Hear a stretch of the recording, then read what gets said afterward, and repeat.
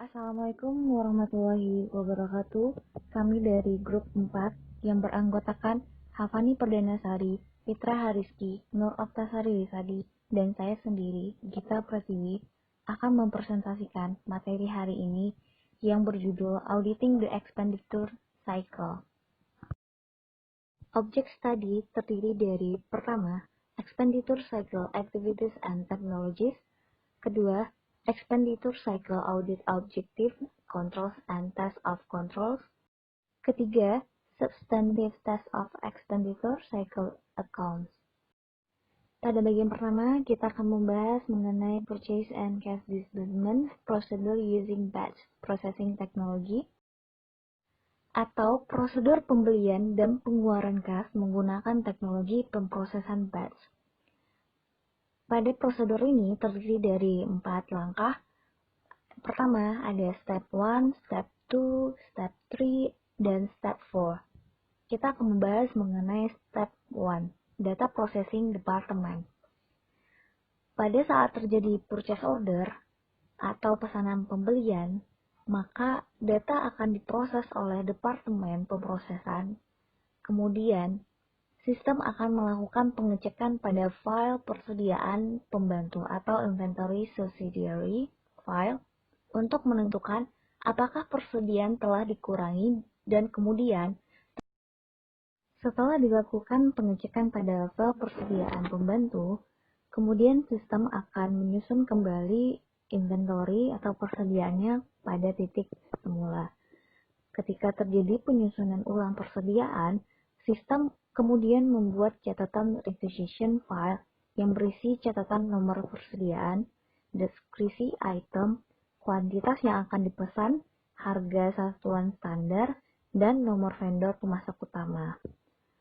Setelah memperbarui persediaannya atau melakukan update terhadap inventorinya dan mengidentifikasi item pemesanan, maka sistem akan mensortir kembali daftar pemesanan yang telah ada pada vendor.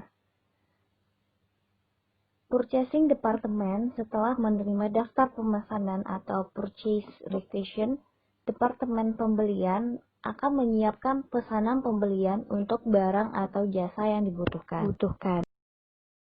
Data Processing Department step kedua, yaitu Receiving Department, menyiapkan laporan penerimaan pesanan dari vendor. Salinan kemudian dikirim ke Departemen Pembelian, Hutang, dan Pengolahan Data. Data Processing Department step ketiga, di mana sistem akan menghitung total pesanan yang diterima. Pada account payable, sistem akan melakukan rekonsiliasi antara faktur dan dokumen pendukung terkait pesanan, kemudian menyiapkan voucher, menyimpan, dan mengirim salinan voucher ke bagian pemrosesan data.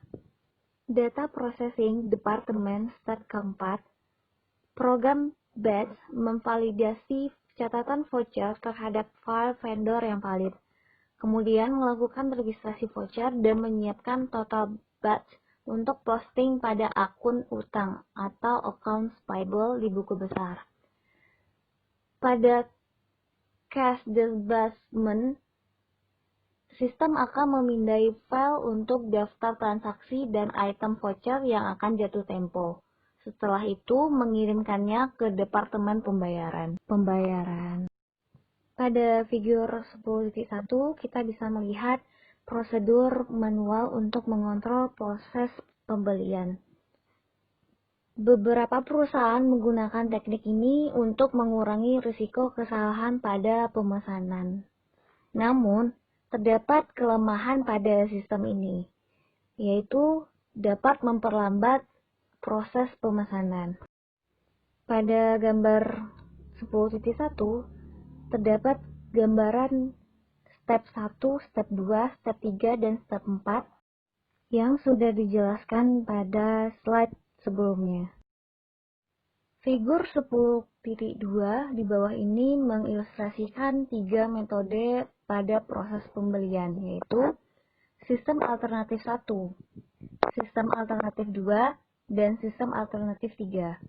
Pada sistem alternatif 1 bisa kita lihat pada gambar. Sistem ini menyiapkan dokumen pesanan pembelian dan mengirimkannya ke bagian departemen pembelian atau purchasing department untuk ditinjau dan ditandatangani. Sistem alternatif kedua bisa kita lihat pada gambar. Sistem ini dapat mempercepat proses pemesanan dengan mendistribusikan pesanan pembelian langsung ke vendor dan pengguna internal. Sedangkan untuk sistem alternatif ketiga, itu sistem yang dapat rekayasa ulang yang menggunakan pertukaran data elektronik atau EDI. Next, re-engineering the purchase or cash disbursement system, atau merancang ulang sistem pembelian atau pembayaran tunai. Pada gambar 10.3 itu menggambarkan fitur utama dari sistem yang direkayasa ulang. Terdapat processing data, receiving, dan account payable. Data processing pertama menyusun ulang sistem persediaan atau reorder point. Kedua, membuat catatan pada daftar pemesanan atau purchase requisition untuk setiap item yang akan diisi ulang. Ketiga, daftar pemesanan kemudian dikonsolidasikan menurut nomor vendor. Keempat, pesanan pembelian disiapkan dan dikirimkan ke vendor. Kelima, catatan setiap transaksi ditambahkan ke file pesanan.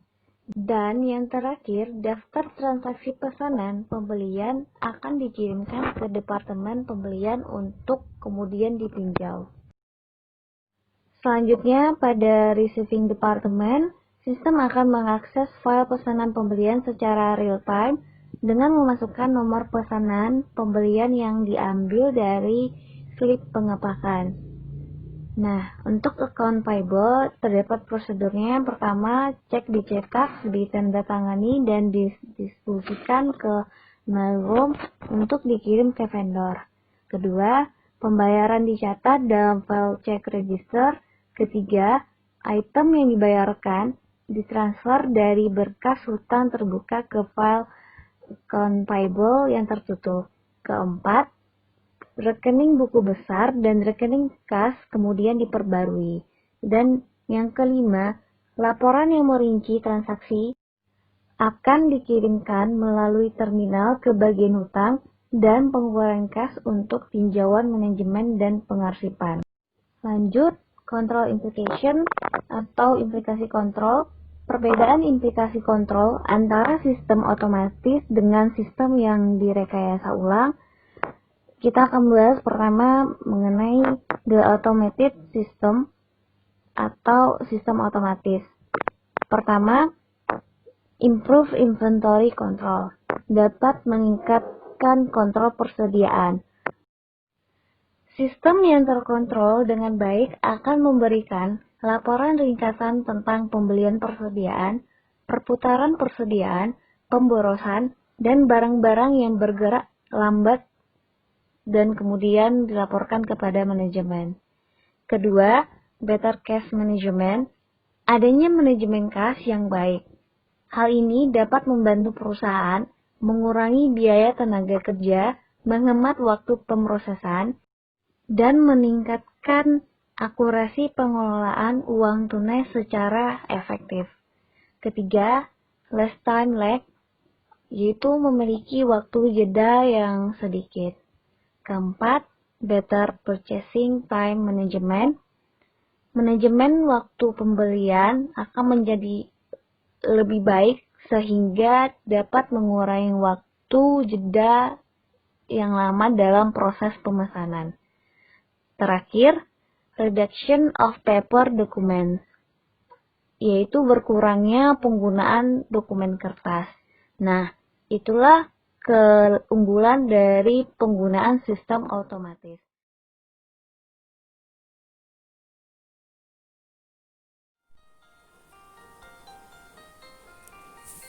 Baiklah teman-teman semua, di sini saya akan melanjutkan presentasi dari saudara Gita, yaitu sistem rekayasa ulang. Sistem ini menangani banyak kelemahan operasional yang ditemukan berdasarkan pada sistem batch dasar, dan secara khusus perbaikan dalam sistem ini menggunakan tiga hal. Yang pertama, prosedur real time dan file akses langsung untuk mempersingkat waktu jeda dalam pencatatan. Yang kedua, menghilangkan prosedur manual rutin melalui otomasi. Dan yang ketiga, mencapai pengurangan yang signifikan dalam dokumen kertas dengan menggunakan komunikasi elektronik antar departemen dan dengan menyimpan catatan pada media akses langsung. Nah, dalam sistem rekayasa ulang ini, perbaikan operasional tersebut membawa implikasi kontrol pada dua hal. Yang pertama, adanya pemisahan tugas. Pemisahan tugas di sini menghilangkan pemisahan mendasar antara otorisasi dan pemrosesan transaksi. Nah, di sini program komputer memberi otorisasi untuk memproses pesanan dan pembelian serta pemberian otorisasi dalam mengeluarkan cek ke vendor. Untuk mengimbangi paparan ini, sistem perlu memberikan rincian daftar transaksi dan laporan ringkasan kepada manajemen. Nah, dokumen-dokumen ini menjelaskan tindakan otomatis yang dilakukan oleh sistem dan memungkinkan manajemen melihat kesalahan dan kejadian yang tidak memerlukan penyelidikan. Yang nomor 2, catatan akuntansi dan kontrol akses. Di sini, sistem ini menyimpan catatan akuntansi secara eksklusif pada disk magnetik untuk menjaga integritas catatan perusahaan. Organisasi harus menerapkan kontrol yang membatasi akses ke disk, seperti personal untuk mengakses. Dan akses yang tidak sah ke catatan magnetik membawa konsekuensi yang sama seperti akses ke dokumen, sumber, jurnal, dan buku besar di lingkungan manual. Nah,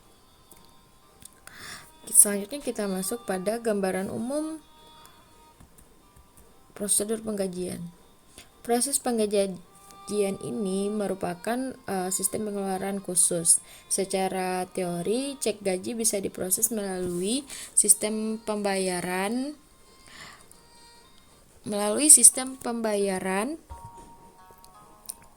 hutang rutin dan sistem pencairan kas.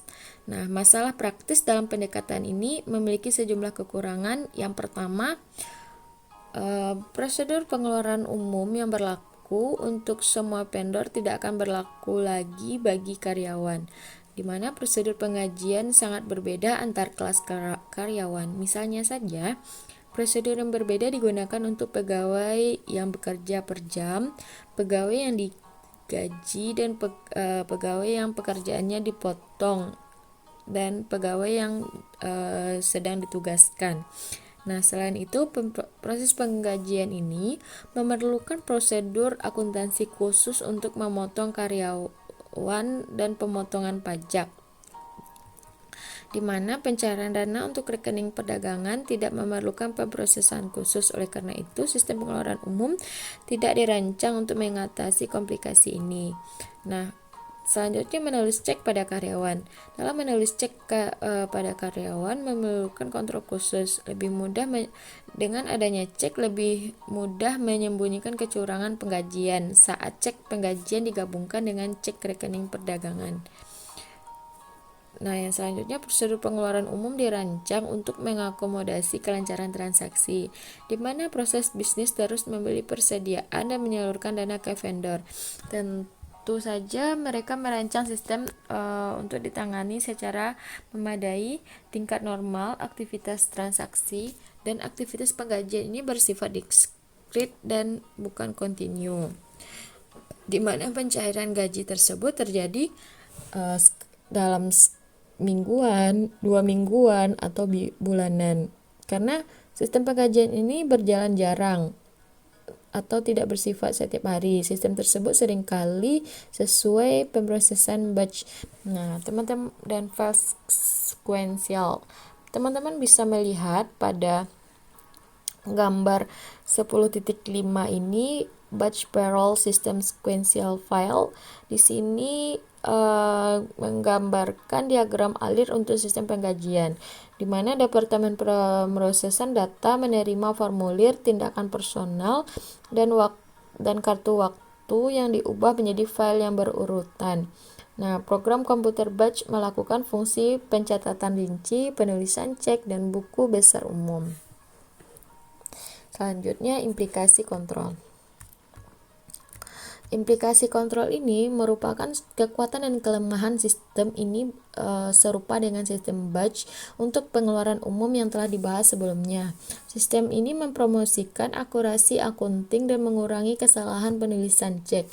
Nah, di luar ini tidak secara signifikan meningkatkan efisiensi operasional, namun bagi banyak organisasi tingkat teknologi ini memadai. Rekayasa sistem penggajian atau merancang ulang sistem penggajian. Nah, baik perusahaan yang besar maupun perusahaan yang sedang, proses penggajian mereka pada saat sekarang ini telah terintegrasi dalam sistem manajemen sumber daya manusia atau HRM. Sistem HRM ini menangkap dan memproses berbagai data terkait personil, termasuk tunjangan karyawan, perencanaan sumber daya tenaga kerja, hubungan karyawan, keterampilan karyawan, dan tindakan personil sehingga menentukan berapa tingkat gaji yang akan diberikan atau tingkat baik itu ditambah ataupun dikurang, serta daftar gaji atau slip gaji. Nah, dengan sistem HRM ini harus mendukung akses real time ke file personil untuk keperluan bertanya langsung dan mencatat perubahan status karyawan saat terjadi. Teman-teman dapat nanti melihat bagannya di gambar 10.6. Nah, yang ketiga ada dalam merancang ulang sistem penggajian ini, sistem ini berbeda dari sistem otomatis sederhana yang dijelaskan sebelumnya. Pada perancang sistem ulang penggajian ini lebih terfokus pada fitur operasi. Yang pertama, personil. Bagian personalia membuat perubahan pada file karyawan secara real time melalui terminal. Perubahan ini meliputi penambahan karyawan baru, penghapusan karyawan yang dihentikan, dan perubahan tanggungan, perubahan pemotongan, serta perubahan status pekerja atau tingkat upah yang akan diberikan pada karyawan tersebut. Selanjutnya, akuntansi biaya. Pada bagian akuntansi biaya, memasukkan data biaya kerja secara real time atau daily untuk membuat file pengguna tenaga kerja. Dan itu adanya pencatatan waktu atau time card. Di sini setelah menerima time card yang disetujui dari atasan pada akhir minggu, Departemen Ketepatan Waktu menciptakan file kehadiran. Nah, di sini terdapat absensi karyawan yang bekerja, baik itu dalam mingguan, 2 mingguan, ataupun bulanan. Nah, yang tahap keempat dalam merancang sistem penggajian ini yaitu pengolahan data.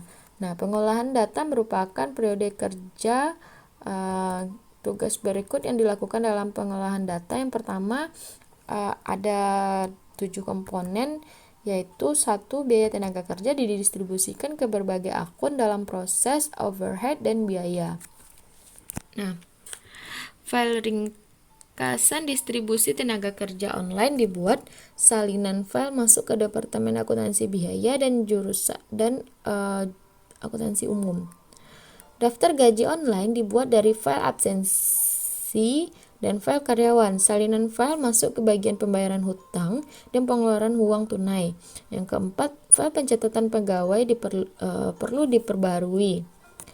Dan pemeriksaan gaji yang disiapkan dan tanda tangani oleh mereka, lalu dikirim ke bendahara dan diperiksa serta direkonsiliasi dengan daftar gaji karyawan tersebut.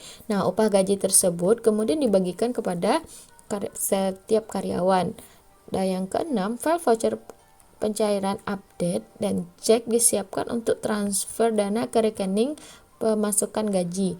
Nah, cek hard di sini diperlukan cek dan hard copy voucher pencairan tersebut dan baru adanya penyerahan uang tunai. Nah, satu salinan voucher masuk ke bagian buku besar umum dan salinan terakhir masuk ke akun hutang. Nah, pada tahap ketujuh, pada akhir pemrosesan, sistem akan mengambil file ringkasan distribusi tenaga kerja dan file voucher pengeluaran dan memperbarui file buku besar. Kita masuk. Nah, teman-teman pada dapat melihat dalam buku figur 10.6 yaitu payroll system with real time element.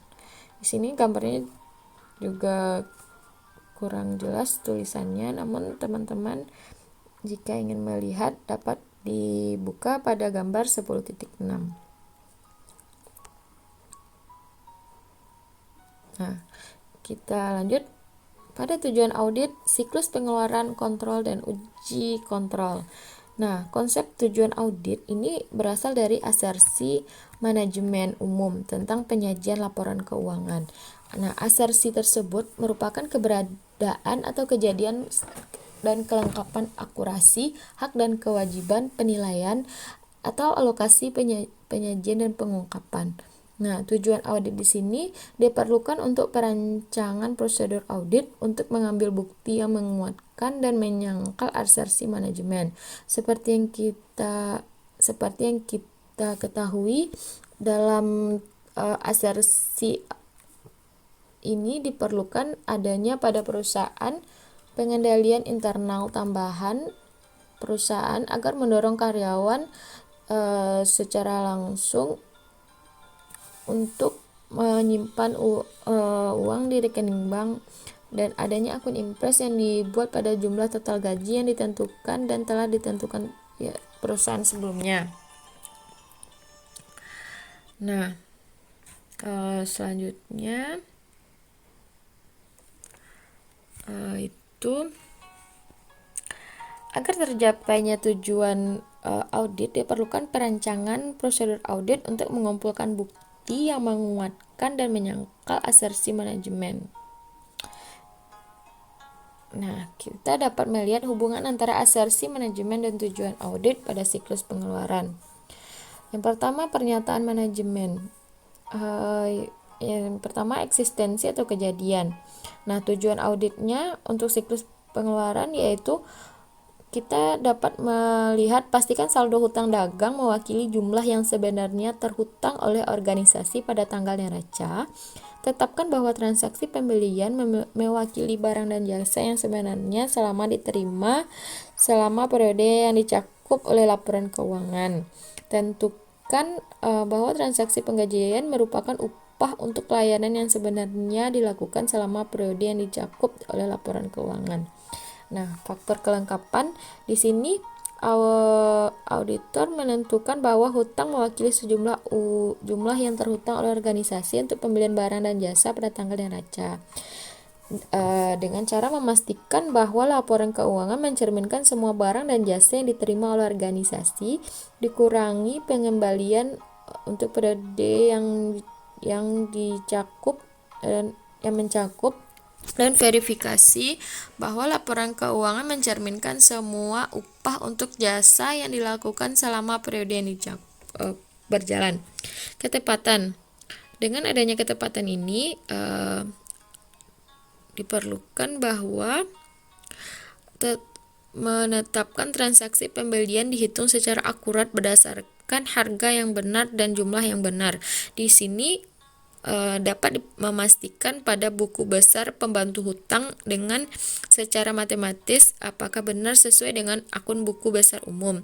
Lalu kemudian verifikasi bahwa jumlah penggajian didasarkan pada tingkat gaji dan jam kerja yang benar dan dihitung secara akurat.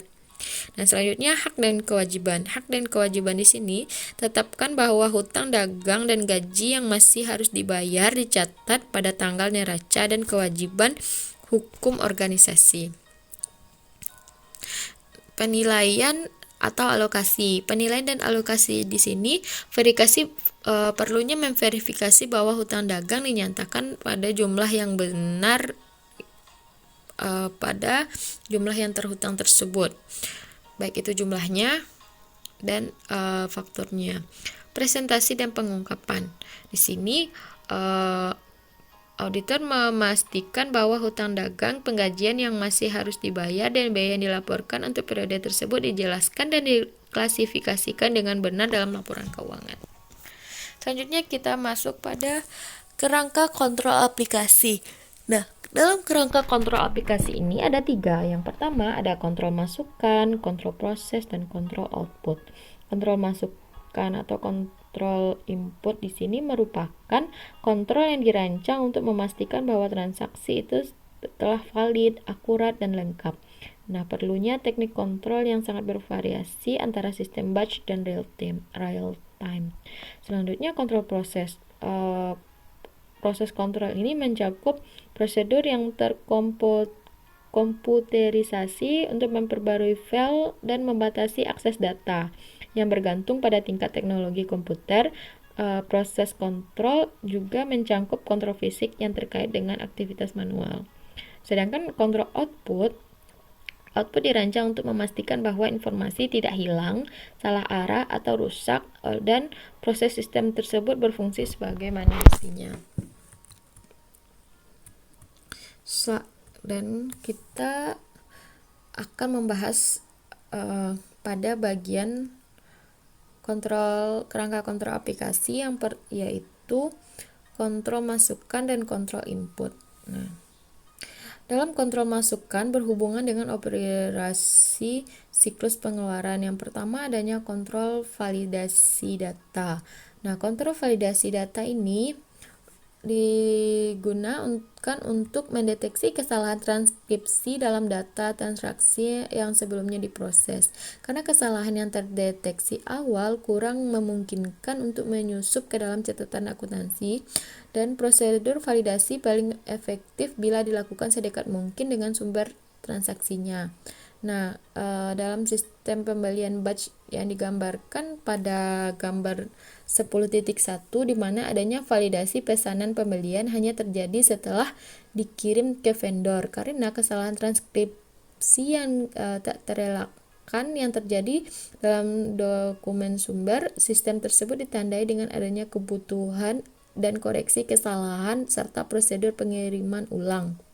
Nah, secara lain, masukkan data time card real time yang diilustrasikan pada gambar 10.6 dapat mengidentifikasi dan mengatasi sebagian besar kesalahan yang terjadi. Nah, contoh yang relevan dengan pengeluaran yang sistem pengeluaran di sini adanya pengecekan data yang hilang yang digunakan untuk file untuk keberadaan file yang ruangannya kosong, pemeriksaan data file alfabet atau numerik. Nah, di sini menentukan apakah bentuk data yang benar ada dalam sebuah bidang. Misalnya bidang kuantitas, dalam pesanan pembelian tidak boleh berisi data abjad seperti dengan huruf kosong, data alfabetis tidak di bidang numerik, dan dapat menyebabkan kesalahan yang pemrosesan yang serius. Selanjutnya adanya cek batas. Cek batas ini menentukan apakah nilai file akses melebihi batas yang diizinkan. Yang selanjutnya rentang cek. Rentang cek di sini menentukan batas dan bawah terhadap nilai data yang diterima. Selanjutnya pemeriksaan validitas di sini membandingkan nilai sebenarnya di file terhadap nilai yang diterima. Selanjutnya pemeriksaan kontrol digit. Pemeriksaan kontrol digit di sini mengidentifikasi kesalahan keystroke dalam kunci dengan menguji validitas internal mereka, dan sebuah digit cek dapat digunakan untuk memverifikasi nomor vendor pada catatan pesanan pembelian. Nah, yang selanjutnya kontrol masukan yang kita bahas juga yaitu menguji validasi kontrol. Dalam menguji validasi kontrol ini, masalah audit utama yang terjadi adalah apakah program validasi tersebut dalam sistem pengendalian data berfungsi dengan benar dan telah berfungsi sebagaimana yang dimaksud. Dengan menguji logika program validasi bagaimanapun merupakan usaha yang signifikan. Auditor dapat memutuskan untuk bergantung pada kualitas kontrol yang lain untuk memberikan kepastian yang dibutuhkan. Untuk mengurangi pengujian substantif, diperlukan adanya bukti memungkinkan auditor untuk menilai risiko kesalahan program material pada tingkat rendah. Dengan demikian dapat mengurangi uji substantif yang terkait dengan tujuan audit yang akurat. Nah, dengan bukti ini akan membantu auditor menentukan sifat, waktu, dan tingkat uji substantif yang selanjutnya. Nah, kita masuk pada control batch. Control batch di sini merupakan mengelola volume data transaksi yang tinggi melalui sistem. Tujuan pengendalian batch adalah untuk menyelesaikan output yang dihasilkan sistem input yang awalnya masuk ke dalam sistem. Control batch yang mana control batch dimulai pada tahap input data yang berlanjut melalui semua fase pengelolaan data, seperti sejumlah faktur pemasok yang memasuki sistem pada tahap pemasukan data, dan setiap tahap pemrosesan berikutnya ditinjau sesuai kelengkapan. Yang D, menguji batch control. Nah, dalam menguji batch control ini adanya kegagalan pengendalian batch untuk berfungsi dengan baik dapat mengakibatkan catatan tersebut hilang dan diproses berkali-kali. Nah, pengujian pengendalian batch memberikan auditor bukti yang berkaitan dengan asersi, kelengkapan, dan akurasi. Nah, di mana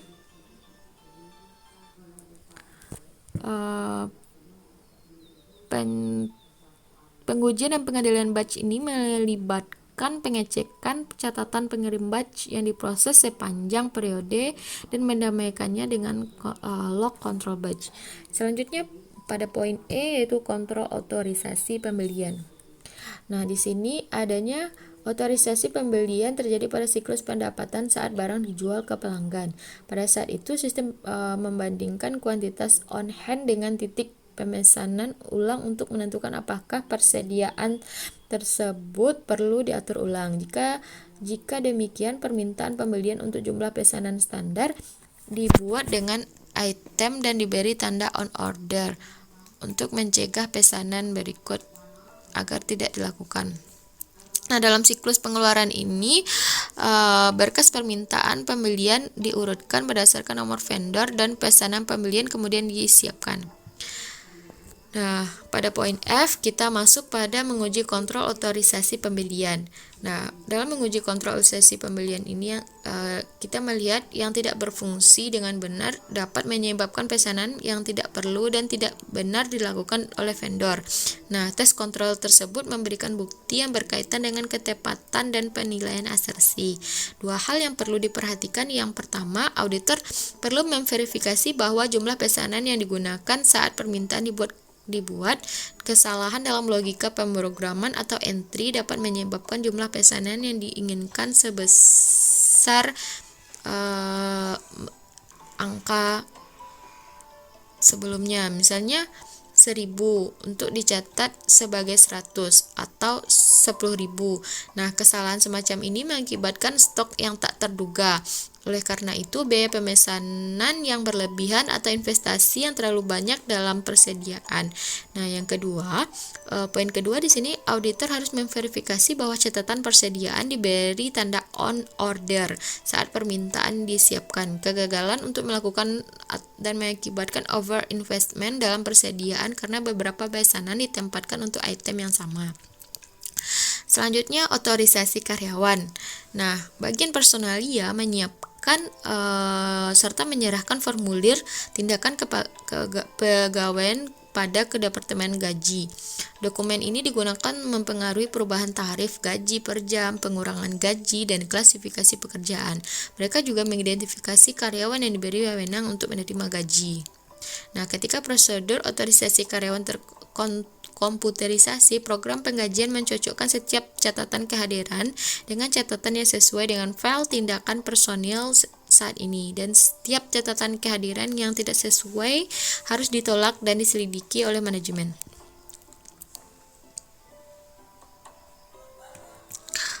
Pada poin H, yaitu menguji prosedur otorisasi karyawan. Nah, auditor perlu menentukan bahwa prosedur yang efektif ada di Departemen Personalia untuk mengidentifikasi karyawan saat ini mengkomunikasikan status mereka secara lengkap dan benar ke fungsi penggajian, serta memantau kepatuhan terhadap prosedur otorisasi karyawan. Dengan menggunakan metode ini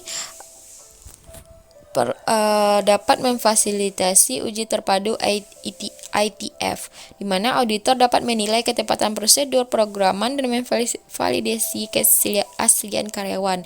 Nah, pengujian ini melibatkan pembuatan file pegawai yang berwenang dan file kehadiran yang tidak sesuai yang berisi kedua catatan yang cocok dan beberapa yang tidak cocok.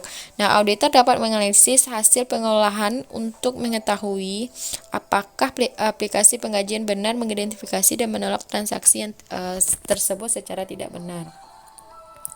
Nah, sekianlah presentasi pada materi saya. Selanjutnya akan dilanjutkan pada presenter selanjutnya, yaitu Hafani. Assalamualaikum warahmatullahi wabarakatuh. Baiklah, kita masuk kepada proses kontrol. Proses kontrol ini mencakup prosedur yang terkomputerisasi untuk memperbarui file dan membatasi akses data. Bergantung pada tingkat teknologi komputernya, maka proses kontrol ini mungkin juga mencakup kepada kontrol fisik yang terkait dengan aktivitas manual. Kemudian kontrol teknik atau teknik kontrol, ada 3 teknik kontrol. Yang pertama adalah file update control, yang kedua adalah access control, yang ketiga adalah physical control. Untuk file update controls, kontrol ini memastikan bahwa masing-masing berjalan di dalam sistem yang memproses batch dengan benar dan lengkap. Sedangkan access control ini kontrol yang mencegah dan mendeteksi akses yang tidak sah dan ilegal terhadap aset perusahaan. Kemudian physical control ini mencakup aktivitas manual dan tindakan manusia untuk memulai prosedur komputer untuk melindungi aset organisasi. File update control yang pertama. File update control yang pertama ini terdiri dari 3 kontrolnya. Yang pertama adalah sequence check control. Sequence check control ini dilakukan dengan membandingkan urutan di setiap catatan di dalam batch dengan catatan yang sebelumnya ada. Nah, tujuannya adalah untuk memastikan pemilahan yang tepat terjadi. Kemudian liability validation control. Nah, kontrol ini adalah memvalidasi kewajiban sebelum melakukan pembayaran. Artinya, bila dokumen-dokumen tersebut sesuai, artinya yang diorder itu sesuai barangnya, jumlah yang dipesan, lalu sesuai juga dengan yang diterima, maka harga yang dikenakan sesuai dengan harga yang diharapkan sehingga kewajiban atau hutang tersebut harus diakui atau dicatat. Nah, prosesnya itu melibatkan rekonsiliasi dokumen pendukung termasuk pesanan pembelian, laporan penerimaan, dan faktur pemasok. Kemudian valid vendor file. File vendor ini terdiri atas daftar vendor yang memang melakukan transaksi bisnis dengan organisasi kita. Nah, sebelum dilakukan pembayaran, maka penerima cash disbursement harus memvalidasi dengan file vendor yang valid. Nah, kenapa hal ini terjadi? Atau kenapa hal ini harus dilakukan? Karena transaksi penipuan dalam siklus pengeluaran sering berujung pada pembayaran kepada vendor yang tidak valid atau berpura-pura sebagai vendor perusahaan. Selanjutnya bagaimana testing file update control. Nah, kegagalan dari kontrol pembayaran file ini atau file update control ini dapat berfungsi dengan baik. Lalu apa yang terjadi kalau gagal? Yang pertama adalah transaksi tersebut tidak bisa diproses karena tidak dikenali. Yang kedua, diproses dengan cara yang tidak benar. Artinya misalkan pembayaran disetujui untuk penerima yang tidak sah, dan yang ketiga diposkan ke akun pemasok yang salah. Lalu bagaimana untuk masing-masing kontrolnya? Untuk sequence check control menggunakan ITF atau pendekatan tes data. Auditor memverifikasi prosedur kebenaran matematikanya. Untuk yang liability validation control, maka pengujian logika validitas liability mensyaratkan pemahaman atas kecocokan dokumen.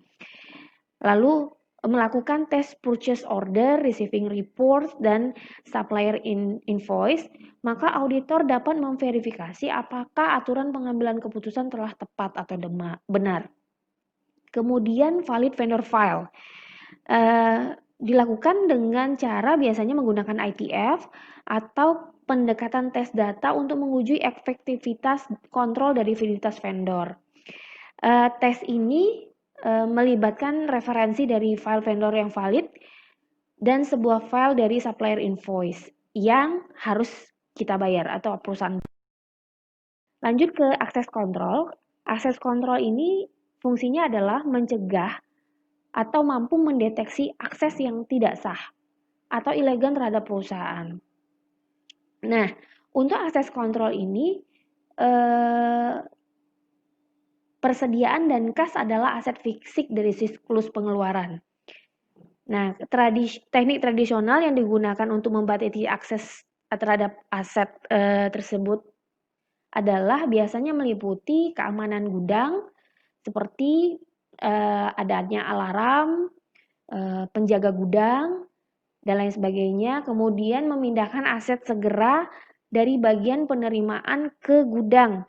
Jadi maksudkan ketika ada aset yang datang, maka bagian penerimaan langsung meneruskan ke bagian gudang. Yang ketiga, membayar karyawan dengan cek dibandingkan dengan kas. Artinya ketika melakukan dengan cek, maka konsep pencegahan atau pembayaran kas atas gaji karyawan tersebut bisa dideteksi apabila bukan orang yang tidak memiliki akses dalam melakukan pembayaran. Nah, seperti apa contoh resikonya? Misalkan akses ke kartu kehadiran karyawan yang memungkinkan individu yang tidak berwenang untuk memicu cek gaji yang salah. Artinya ketika ada seorang karyawan yang sebenarnya dia tidak memiliki akses di dalam menentukan kartu kehadiran, maka ketika dia bisa menerobos hal tersebut, maka dia bisa melakukan atau mengedit kartu kehadiran tersebut sehingga gaji yang dibayarkan menjadi tidak benar atau menjadi tidak sah. Kemudian seseorang individu yang memiliki akses persediaan fisik dan catatan persediaan itu bisa mencuri produk yang ada. Lalu kemudian melakukan penyesuaian-penyesuaian agar kemudian catatan pencurian tersebut bisa ditutupi. Kemudian bagaimana testing akses kontrol? Bagaimana pengujian terhadap akses kontrol?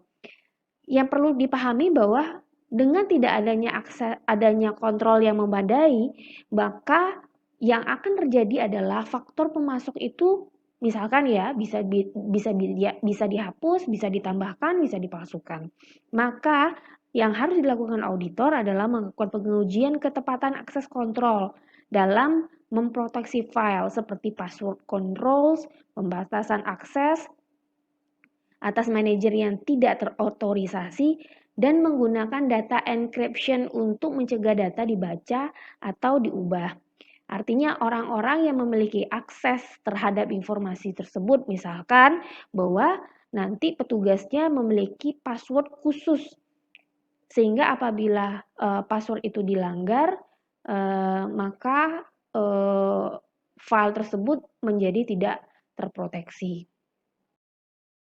Kemudian physical control, kontrol fisik yang menyangkut aktivitas manual dan tindakan manusia untuk memulai prosedur komputer untuk melindungi aset organisasi. Nah, yang pertama, bagaimana dengan purchase sistem kontrol atau kontrol sistem pembelian. Nah, yang harus dilakukan yang pertama adalah pemisahan kontrol persediaan dari gudang. Kenapa ini dilakukan? Karena aset utama yang beresiko dalam siklus pengeluaran adalah persediaan dan kas tadi. Nah, petugas gudang yang bertanggung jawab terhadap aset tersebut tidak diberikan tanggung jawab untuk memelihara catatan persediaan tersebut.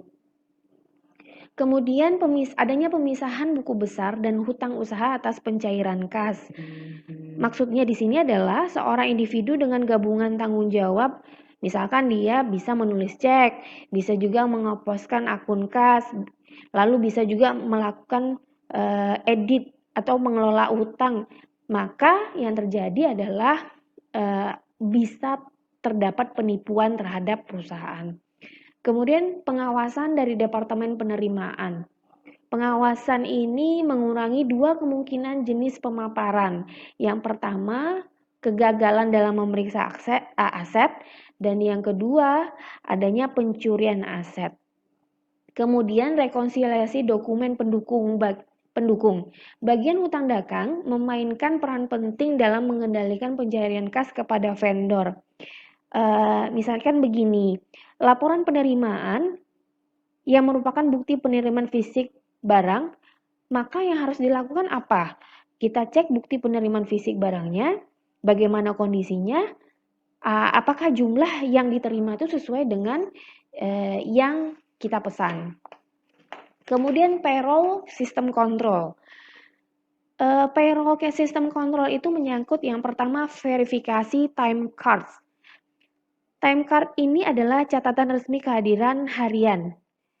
Nah, sebelum mengirim time cards itu ke daftar gaji, maka supervisor harus memverifikasi keakuratannya dan menandatanganinya. Kemudian pengawasan, supervisor tersebut harus mengawasi proses pencatatan jam kerja dan merekonsiliasi time cards dengan kehadiran aktual, bahwa kenyataannya apakah hadir atau tidak. Kemudian paymaster. Paymaster maksudnya menggunakan paymaster ini yaitu berguna untuk mengungkap kecurangan di mana supervisor berpura-pura membagikan gaji kepada karyawan yang tidak ada. Kemudian payroll impress account, ini maksudnya adalah dana harus ditransfer dari rekening kas umum ke rekening impress sebelum slip gaji dicairkan. Nah, besaran dana yang ditransfer tersebut ditentukan dari daftar gaji yang ditinjau untuk kebenaran kemudian disetujui oleh utang dagangnya. Kemudian menguji kontrol fisik, pemisahan tugas yang tidak memadai dan juga adanya kekurangannya pengawasan itu dapat berdampak pada kecurangan dan kesalahan sehingga laporan keuangan berisikan salah saji material. Nah, program komputer pada expenditure cycle mengautorisasi pembelian, order lokasi, update catatan inventory, persetujuan pembayaran kepada vendors, dan juga penulisan cek. Selanjutnya adalah output control. Output control itu dirancang untuk memastikan bahwa informasinya tidak hilang, tidak salah arah, informasi tersebut tidak rusak, dan proses sistem berfungsi sebagaimana mestinya. Kontrol output itu dirancang untuk mengidentifikasi masalah pengendalian operasional dan internal. Nah, yang paling penting dalam output control itu adalah pemeliharaan jejak audit atau audit trails. Nah, kontrol output audit trail audit itu bisa laporan perubahan utang usaha, log transaksi, daftar transaksi, transaksi otomatis, pengenalan transaksi unik, daftar kesalahan. Lalu coba kita ambil satu atau dua kontrol output trail auditnya. Yang pertama misalkan log transaksi. File log dan error transaksi bersama-sama memperhitungkan semua aktivitas ekonomi. Artinya, setiap transaksi yang diproses oleh sistem harus dicatat pada log transaksi yang fungsinya sama seperti jurnal. Transaksi ditolak karena kesalahan input harus ditempatkan pada file error, dikoreksi, dan kemudian dikirim ulang. Kemudian ada daftar transaksi. Nah, ini dimisalkan dengan daftar pencarian kas yang diproses akan diserahkan ke controller untuk digunakan dalam rekonsiliasi bank. Kemudian bagaimana testing control output? Tidak ada control output yang memadai memiliki implikasi yang merugikan terhadap efisiensi operasional dan pelaporan keuangan. Pengujian kontrol output melibatkan peninjauan laporan ringkasan untuk akurasi, kelengkapan, ketepatan waktu, dan relevansi dengan keputusan yang ingin mereka dukung. Auditor harus melacak contoh transaksi melalui audit trail. Lalu termasuk di dalamnya melihat daftar transaksi, log kesalahan, catatan log yang kemudian diulang ulang. Pengambilan data dengan menggunakan CAATT seperti SQL mampu mencari file log pada catatan khusus untuk memverifikasi kelengkapan dan keakuratan laporan keuangan. Sebagai alternatifnya, auditor dapat menguji kontrol output ini dengan menggunakan ITF. Substansi tes untuk expenditure cycle account. Strategi yang digunakan untuk menentukan sifat, waktu, dan tingkat pengujian substantif berasal dari penilaian auditor terhadap risiko inheren, risiko pengendalian, pertimbangan materialitas, dan kebutuhan untuk melakukan audit secara efisien. Nah, risiko siklus pengeluaran dan masalah audit untuk pengujian substantif dari akun siklus pengeluaran diarahkan untuk mengumpulkan bukti understatement dan mengabaikan barang-barang material daripada berlebihan. Nah, misalkan saldo yang dilaporkan biasanya terdiri dari item yang telah ditinjau, divalidasi, dan diakui manajemen. Ketika terdapat hutang atau biaya-biaya, maka yang terjadi adalah pengujiannya harus mampu membuktikan bahwa tidak ada bukti understatement atas material tersebut. Kemudian masalah audit operasional lebih luas mencakup efisiensi proses, adanya penipuan, kerugian karena kesalahan. Dalam menyelesaikan masalah ini, maka auditor yang harus dilakukan auditor adalah mencari bukti dengan melakukan kombinasi pengujian kontrol internal dan kontrol substantif. Pengujian kontrol meliputi pengujian kedua kontrol, baik itu kontrol umum maupun juga kontrol aplikasi yang secara khusus terkait dengan siklus pengeluaran. Lalu bagaimana memahami data? Nah, ada dua hal penting yang harus kita pahami ketika kita akan mempersiapkan file. Yang pertama, yang harus dilakukan auditor adalah memverifikasi bahwa dia atau pekerja yang bekerja dengan versi file yang benar untuk dianalisis. Untuk melakukannya, maka yang dilakukan auditor adalah harus memahami prosedur backup file dan bila memungkinkan pekerja itu bekerja dengan file aslinya. Kemudian yang kedua terkait persiapan file adalah SQL dapat membaca sebagian besar file berurutan dan tabel database relasional secara langsung, namun struktur file esoterik atau kompleks mungkin memerlukan perataan sebelum dilakukan analisis. Kemudian file structure for expenditure cycle. Nah, ini kita masing-masing melihat bahwa masing-masing stepnya ada mulai dari inventory file, ada purchase order file, lalu ada receiving report file, lalu ada disbursement file, yang dibantu dengan cek register file. Nah, di dalam figur 10.7 ini dilihat bahwa misalkan PO number untuk inventory file. Nah, PO number pada inventory file maka ada di dalam purchase order file. Lalu dilakukan cek ke PO line item file. Sebelum kemudian juga ada di dalam receiving report file. Nah, laporan PO number ini juga ada di dalam disbursement voucher file. Nah, di dalam PO number itu kemudian bisa dilakukan cek register file dengan memeriksa check number-nya. Untuk lebih jelas bisa dilihat masing-masing prosedur audit. Misalkan untuk yang pertama inventory file, nah, proses pembelian diawali dengan review catatan persediaan untuk mengidentifikasi item inventory yang perlu dipesan. Untuk purchase order file, itu ada catatan-catatan pembelian di mana catatan tersebut terbuka sampai persediaan itu datang.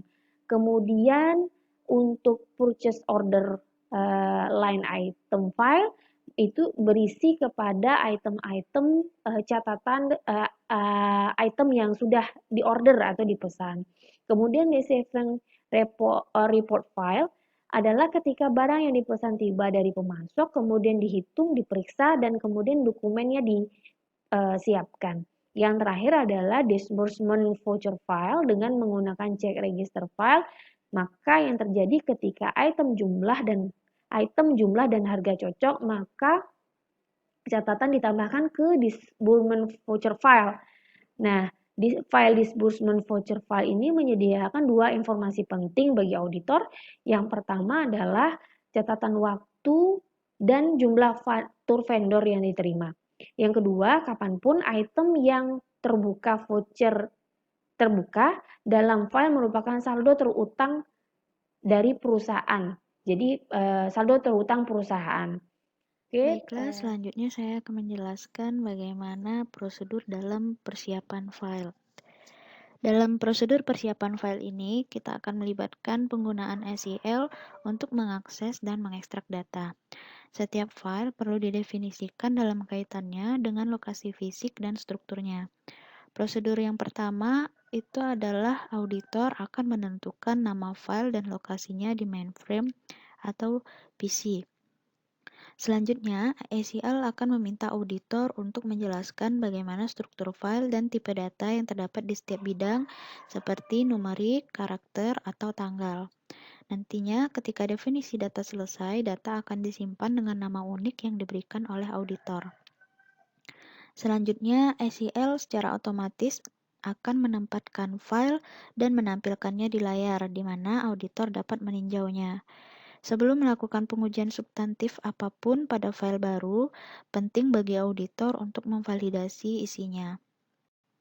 Selanjutnya, menguji ketepatan dan kelengkapan asersi. Prosedur audit bagian ini berkaitan dengan asersi manajemen, ketepatan, dan kelengkapan. Prosedur analitis dapat mengidentifikasi hubungan antara akun dan risiko yang tidak terlihat. Dalam kasus siklus pengeluaran, tinjauan analitik dapat memberikan auditor perspektif keseluruhan untuk tren hutang dan biaya terkait. Pengeluaran saat ini dapat dibandingkan dengan pengeluaran historis dan anggaran pengelolaan. Di satu sisi, prosedur analitik juga dapat menunjukkan tren bahkan dalam organisasi yang terkontrol secara memadai yang mengarahkan auditor untuk memperluas pengujian substantif.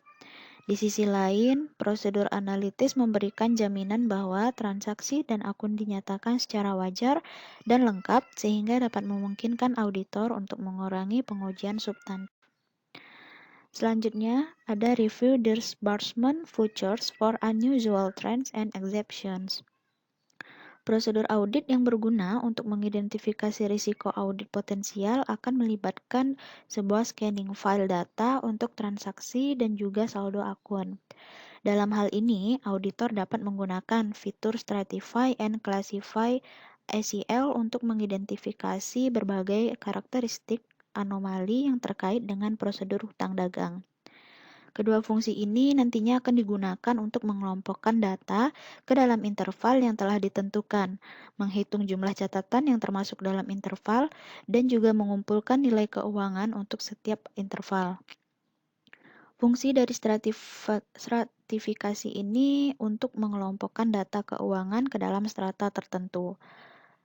Pembelian yang berlebihan dari pemasok tunggal mungkin akan mencerminkan ketergantungan bisnis yang tidak biasa yang mungkin terbukti berbahaya bagi perusahaan jika pemasok menaikkan harga atau tidak dapat memenuhi jadwal.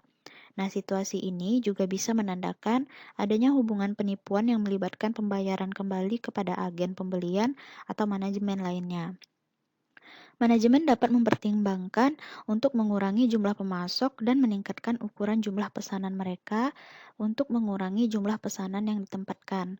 Nah, situasi ini mungkin akan menjadi sinyal bagi auditor bahwa pendekatan vendor yang valid terhadap pembelian yang tidak digunakan.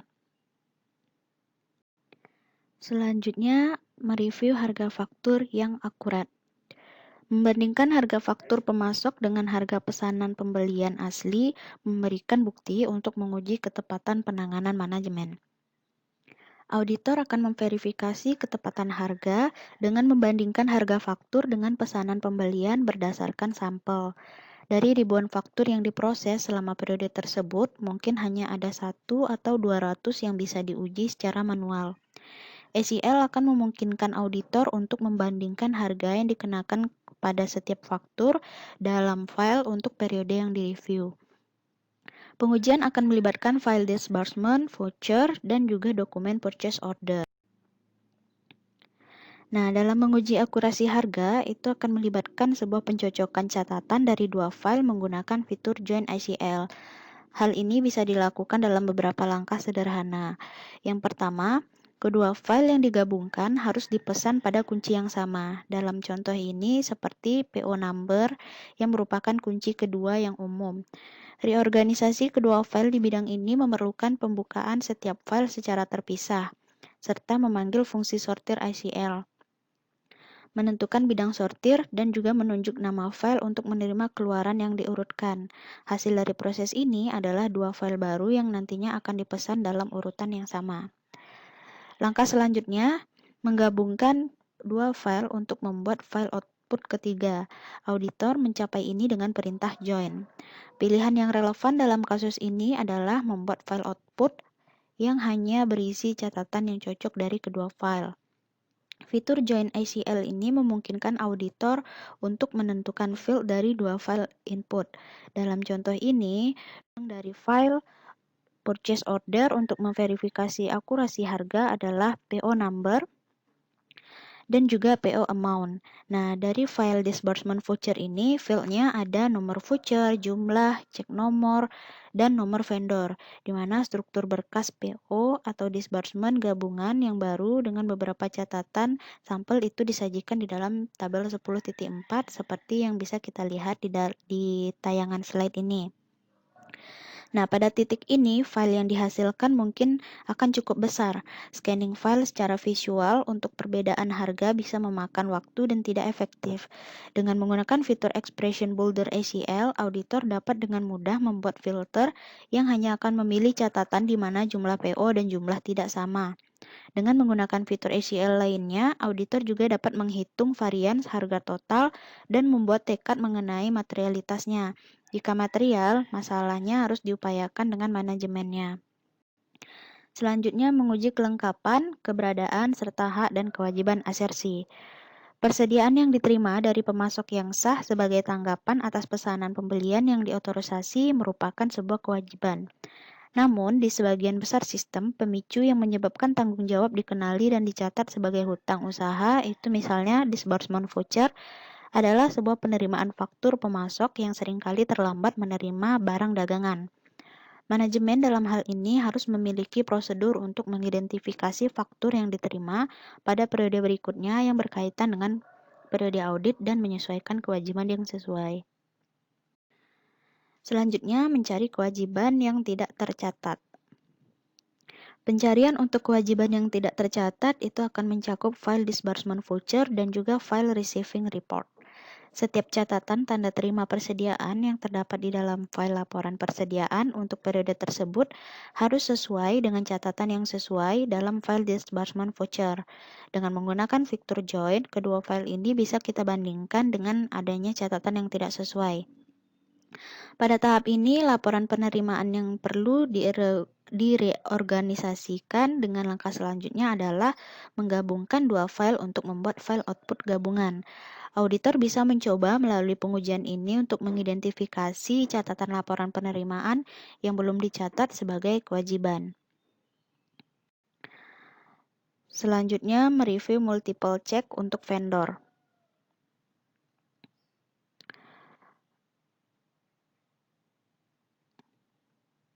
Program komputer yang tidak berfungsi, kesalahan entry data, dan kegagalan kontrol otorisasi biasanya merupakan dasar terjadinya pembayaran duplikat.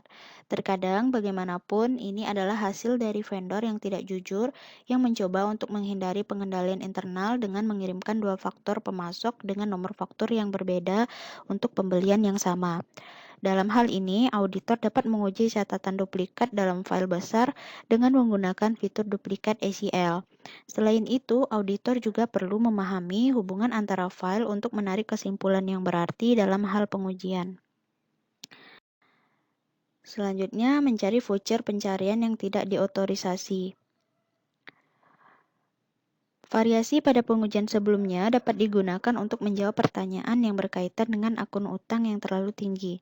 Dengan memilih voucher, disbursement dengan file utama dan berkas laporan penerimaan sebagai file sekunder, pengujian sebelumnya akan menghasilkan file voucher di mana organisasi tidak memiliki catatan penerimaan persediaan.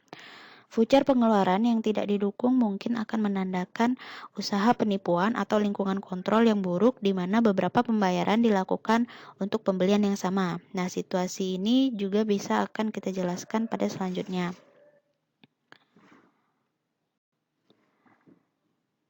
Nah, di sini ada contoh bagaimana figur 10.13 itu menampilkan duplikat records report. Di dalam laporan ini menunjukkan bahwa ada dua catatan dengan nomor voucher 10392 dan 10393 yang memiliki nomor pesanan pembelian yang sama. Nah, penyebab situasi ini akan memerlukan pemeriksaan yang lebih lanjut dengan berkonsultasi dengan manajemen yang tepat. Penjelasannya mungkin hanya karena voucher bisa dibuat karena kesalahan atau dibatalkan atau bisa juga karena pengiriman kembali. Namun hasilnya juga bisa menandakan bahwa dalam dua kesempatan cek dikeluarkan untuk barang yang sama. Nah, anomali ini mungkin karena adanya kesalahan komputer atau masalah pengendalian internal dalam proses persetujuan voucher atau bisa juga karena kecurangan. Selanjutnya, mengaudit akun penggajian dan akun terkait lainnya. Menguji penggajian yang masih harus dibayar dan akun terkait untuk kelengkapan dan keakuratannya itu akan terdiri dari prosedur analitik dan review cash disbursement yang dilakukan pada periode berikutnya. Auditor harus menguji keakuratan matematika dari ringkasan penggajian dan mencatat total gaji serta akun besar umum. Misalnya, gaji rata-rata per karyawan pada periode berjalan dapat kita bandingkan dengan rata-rata tahun sebelumnya. Nah, fitur Stratify ACL ini dapat membantu auditor untuk mendeteksi tren yang tidak biasa dan saldo abnormal dalam file penggajian. Demikianlah presentasi dari kelompok kami. Apabila ada kesalahan, kami mohon maaf. Wassalamualaikum warahmatullahi wabarakatuh.